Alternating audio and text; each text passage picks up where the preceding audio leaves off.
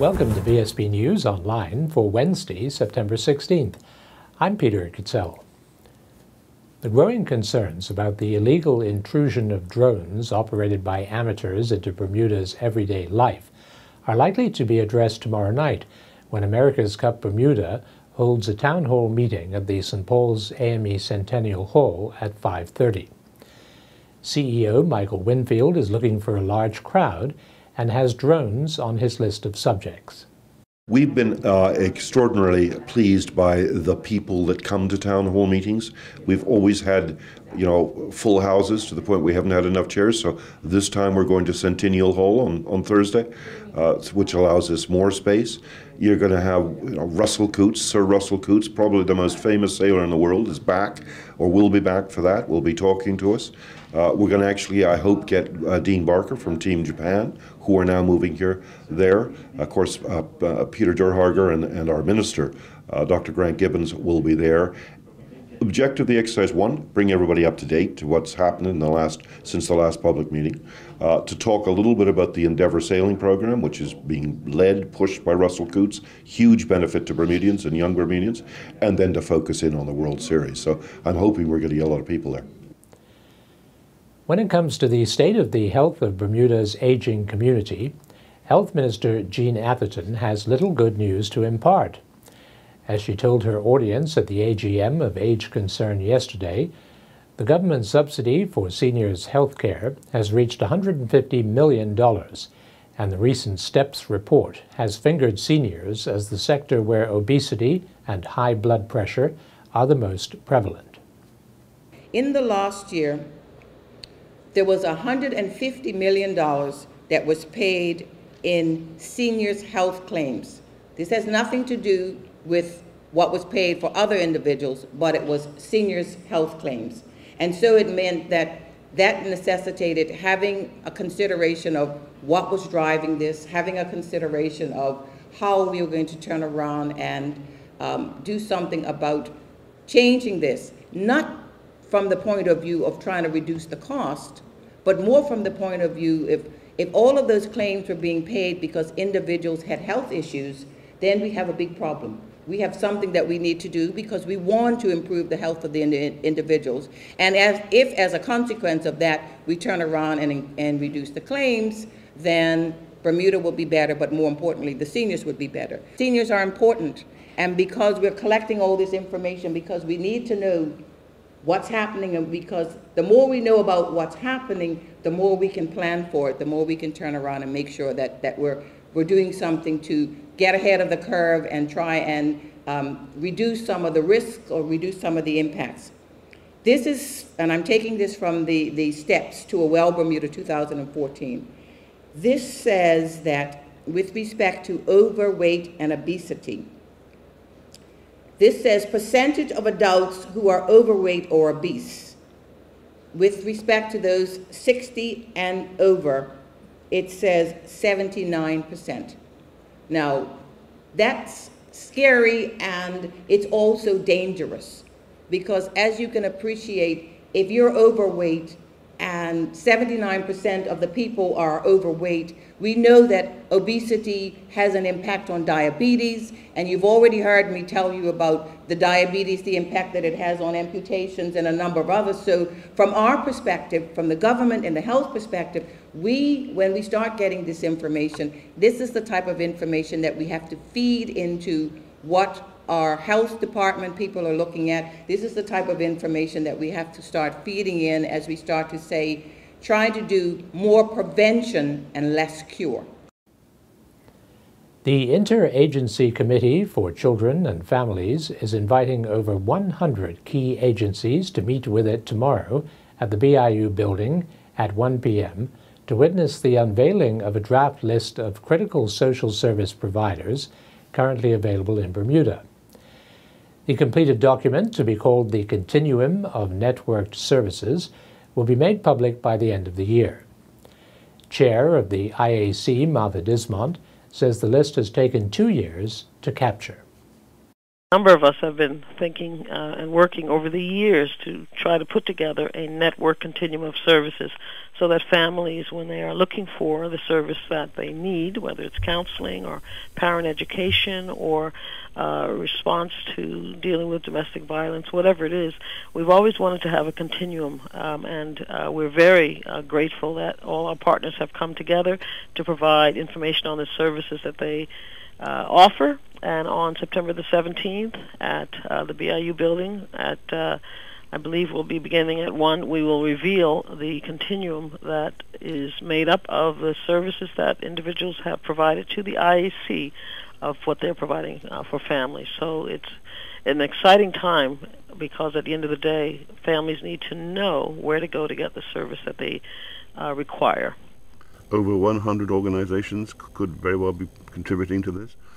Yes, in terms of the information, we have sent out a couple of surveys over the years, quite honestly, to get an understanding of what agencies are providing in terms of services. We will have two continuums to a certain degree because you want the critical services, and there are about 56 agencies that will be listed on that when it's said and done. And then there is the second layer of services, which are sort of secondary services, adjunct services, and those are over 50 agencies and organizations as well. The goal here is to make sure that if you are providing a service to the public, to families, and we've worked with the Ministry of Community, Culture, and Sport on this and Department for Child and Family Services on this. So there have been a number of organizations and agencies involved in this, but the goal is to make sure that if you're providing services, that families and the public know where to go to get the service they need, rather than having to make 2 and 3 and 4 phone calls to find what they need. The pristine beauty of Bermuda is under threat from so many quarters that a sense of crisis exists at Keep Bermuda Beautiful, where the battle is being fought by a staff of 1, supported by hundreds of volunteers and a number of supporting agencies. As she prepares for this Saturday's annual coastal cleanup, Executive Director Ann Hyde wonders why litter laws are passed in Bermuda and never enforced. Let me just clarify that they are plastic. Microbeads are used in beauty products, facial scrubs, and even toothpaste. Now I'm also told that they're being used in marine products to scrub the mold or slime off the bottom of your boat, which then, of course, you're right next to the water. That's dangerous because these tiny microbeads are being eaten by fish, for instance, and getting into the food chain. So there's going to be more plastic in the ocean than plankton, and that's a scary thought. So you are on that one? So we support their efforts. Now, we're not actually on the Beat the Bead Bermuda campaign, but we do support our colleagues who are running that campaign. Is there anything that you don't do that you'd like to do if only you had the resources? Well, as Phyllis West Herron said, and she's our founder, she used to say, I wish I was 20 people and 20 years younger. And I feel the same way sometimes. It's a one-person office. So we get a lot done because we partner with other organizations towards the goal. But if we had the capacity and had more people, yes, I'd love to see a lot more education. This used to be taught, KBB used to be taught in all the schools. I'd like to see that back again. We need to bring our young people up to understand how to protect the environment, how to respect the environment. But we also need adult education right now. We need to train the public workers. We need to train those who are littering, in people who might be in the landscape business or in the trucking business, to understand that it's important to do certain things. Cover your truckload. That's now the law. It's not being enforced. So working with they amended the laws, the Waste and Litter Control Act in 2012, which was good because they got rid of a few loopholes. You used to be able to throw something in the woods or whatever, illegal dumping. Then you could say, yes, you might have a picture of my truck, but actually that I wasn't driving it that day. I can't remember who I loaned it to. And there have been no prosecutions, have there? No, unfortunately, somewhere along the line, someone doesn't think that it's worthy. We think cutting big crime from the bottom up is important. You take care of the petty crime, it never escalates to the big crime. And the police believe that as well. But there's others who think that, no, you should be focusing on gang violence and gun crime, and skip with the littering. It's not important in the big scale of things, but I disagree. And we'll be back with more news right after this. In an effort to make Bermuda's roads safer, and in partnership with Bermuda Police Service and the Bermuda Road Safety Council, DeFon's Broadcasting is launching a safe driving campaign. Complete with thumb bands, come into DeFon's Broadcasting and 94 Reed Street and make the commitment to drive safer and slower for yourself. Your voice could be featured on the radio. Get yourself a thumb band as a reminder of your commitment to drive safer and with fewer distractions. While you're at it, why not get one for someone in your life who also needs a reminder that our roads do not discriminate. They can take anyone's life. Let's drive safe, Bermuda, and arrive alive. Peace and love. Safe journeys. Entrepreneurial lecturer Gary Schoeniger manages to infuse the idea of working for oneself to an almost spiritual level.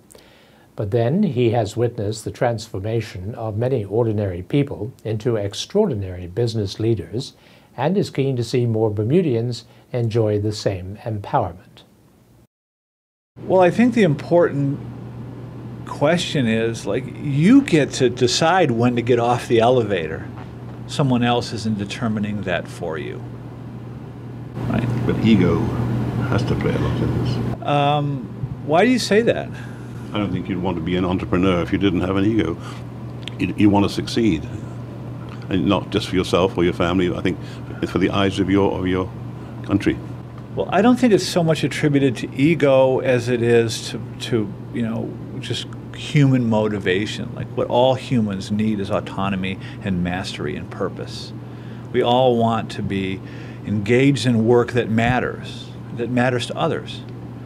We all want to be autonomous or live self-directed lives. Nobody wants to be told what to do every day, right? And I think we all want the chance for something better, to work hard and have a sense of agency. One big problem, which will always be around, is that some people think they're good business people, and they're not. And they really have got to know that there's an education, there's a learning curve here somewhere. Yeah, there definitely is a learning curve, and the world will always be full of people. Interestingly enough, people that are underqualified tend to overestimate their abilities, and the opposite is true. It's true. The people that are more qualified tend to underestimate their abilities, which is ironic. Would you bring that point out when you're here? Yes. But to home in on that a little more, most people are only occupying a small percentage of their true potential in this little circle where they know what the hell is going on, because they're afraid to wander in the dark where they don't know what the hell is going on. And the entrepreneurial process will push you beyond the limits of what you currently think you're capable of. And so it's, in many ways, the entrepreneurial journey is one of self-discovery.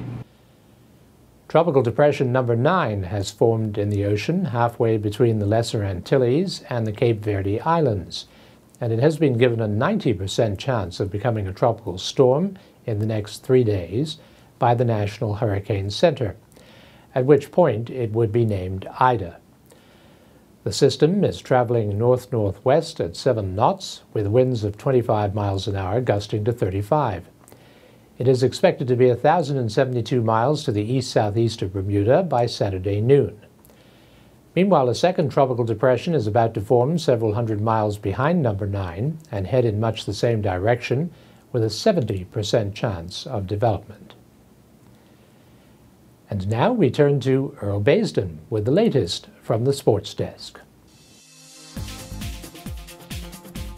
Tyler Smith and Erica Hawley will face their biggest challenge in triathlon to date, and they line up against the world's best junior elite triathletes who are between the ages of 16 and 19 in Chicago this Thursday and Friday. Smith qualified to take part in the World Elite Junior Championships by finishing in the top 15 in the CAM Tri region, while Hawley was selected on a wild card because of her excellent performances throughout the year. Smith will race this Thursday tomorrow at 4:30 p.m. Chicago time and Hawley will race on Friday, September 18th at 2:30 Chicago time.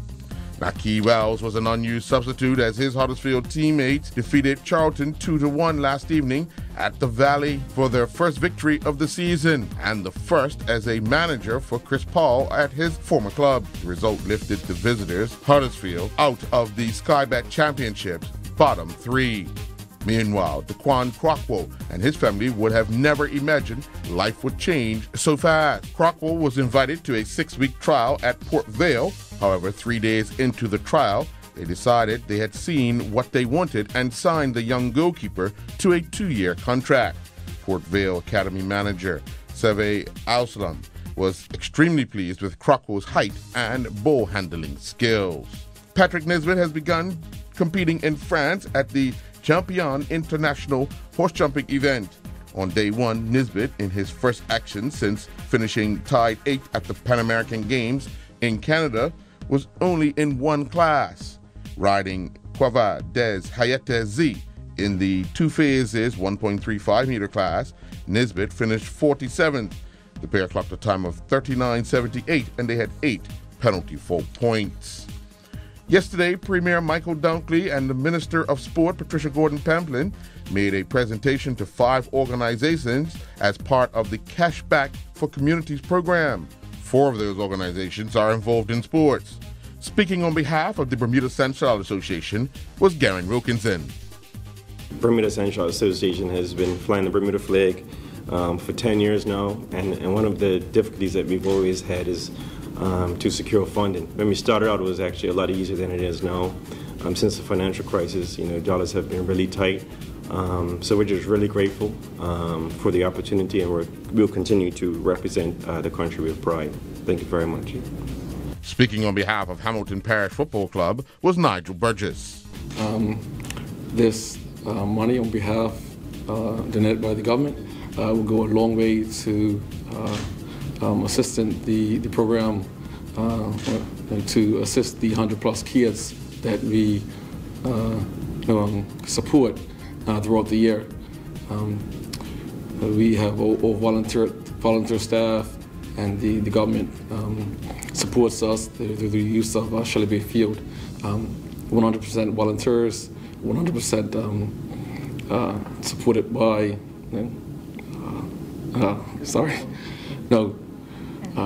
parents and the good people that you have here. So thank you very much. Takesha Welch represented the Bermuda Netball Association at the microphone. I would like to thank the Premier and the Minister for this donation to the Bermuda Netball Association. This will go a long way towards our strategic initiatives as we continue to strive to be the #1 sport in Bermuda, and to also increase our membership, and to also send our juniors away for international tournaments, and to just increase our outreach in the community. So thanks a lot. Martha Dismond spoke on behalf of Beyond Rugby. I also want to join my colleagues to thank the Minister and the Honorable Premier for this wonderful donation, particularly to the Beyond Rugby program, which is a sporting program that has counseling attached to it. So the Family Center has partnered with the Bermuda Rugby Football Union to provide a service for these young kids, and they are loving it. And it's fantastic when the government invests these funds in something like Beyond Rugby, because the kids feel it. And just like all our colleagues have said here today, we're very grateful to receive this kind of donation and investment, because the kids actually are the beneficiaries at the end of the day. And so thanks so much for this donation. Thank you, sir. Juma Mouchette and his Virginia State University men's cross-country teammates hosted their annual VSU Fall Opener. Mouchette and his teammates finished third among Virginia Union, Shaw, and Patrick Henry. Virginia Union finished first with 18 team points, while Shaw University finished second with 43 points. Mouchette's Virginia State finished third with 69 points, and Patrick Henry Community College finished fourth with 94 points.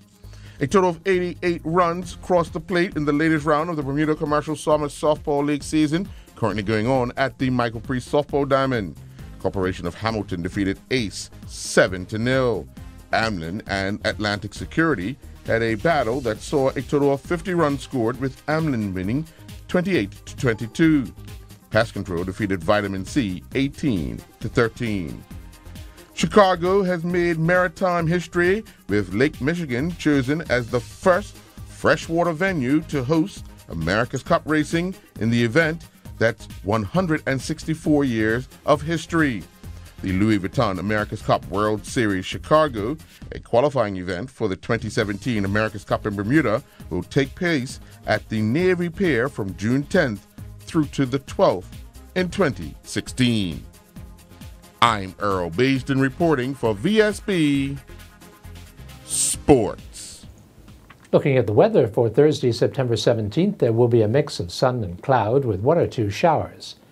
Winds will be northeasterly, light to moderate, gradually veering through the day, settling east-southeasterly overnight. We are expecting a high near 84 Fahrenheit and a low near 77 Fahrenheit. This weather forecast is courtesy of the Bermuda Weather Service. Thank you for watching VSB News Online for Wednesday, September 16th. I'm Peter Kitzel.